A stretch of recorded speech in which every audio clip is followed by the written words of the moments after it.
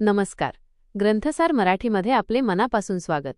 3.5 मुहूर्तांपैकी एक असलेला अत्यंत शुभ दिवस म्हणजे अक्षय तृतीया. ज्या दिवशी केलेल्या सत्कर्माचा, दानाचा आणि पूजेचा क्षय होत नाही, तीच ही अक्षय तृतीया. यंदा 2026 मध्ये अक्षय तृतीया कधी आहे? पूजेचा शुभ मुहूर्त कोणता? आणि या दिवशी कोणते विशेष नियम पाळावेत? याबद्दलची शास्त्रोक्त माहिती आज आपण या व्हिडिओमध्ये घेणार आहोत. व्हिडिओ शेवटपर्यंत नक्की पहा. तारीख आणि मुहूर्त. यंदा 2026 मध्ये अक्षय तृतीया एप्रिल 19 रविवार रोजी साजरी केली जाईल.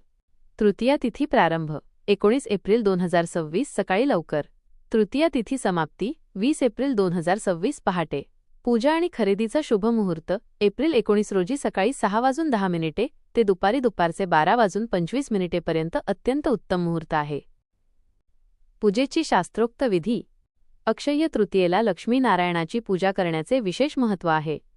ब्रह्ममुहूर्त स्नान. या दिवशी सकाळी लवकर उठून पवित्र स्नान करावे. शक्य असल्यास गंगेचे स्मरण करून स्नान करावे. देवघराची मांडणी. पाटावर किंवा चौरंगावर पिवळे वस्त्र अंथरून त्यावर भगवान विष्णू आणि माता लक्ष्मीची मूर्ती किंवा फोटो स्थापित करावा. अभिषेक. विष्णू सहस्रनामाचा जप करत मूर्तीला पंचामृताने अभिषेक करावा. नैवेद्य.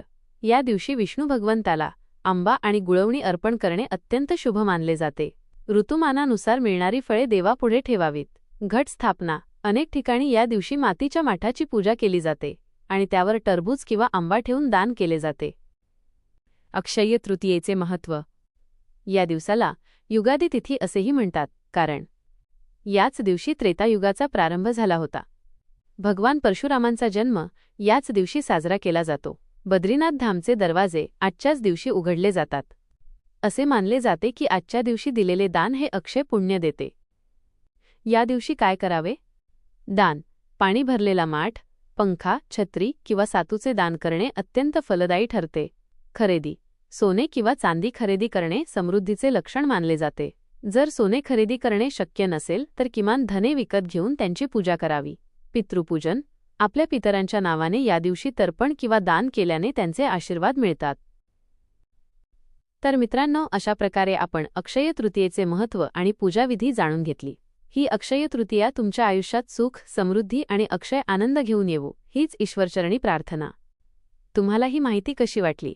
आम्हाला कमेंट्समध्ये नक्की सांगा. व्हिडिओ आवडला असेल तर नक्की कळवा आणि अशाच शास्त्रोक्त आणि आध्यात्मिक माहितीसाठी ग्रंथसार मराठी चॅनलला नक्की सदस्य व्हा. धन्यवाद. जय श्रीराम.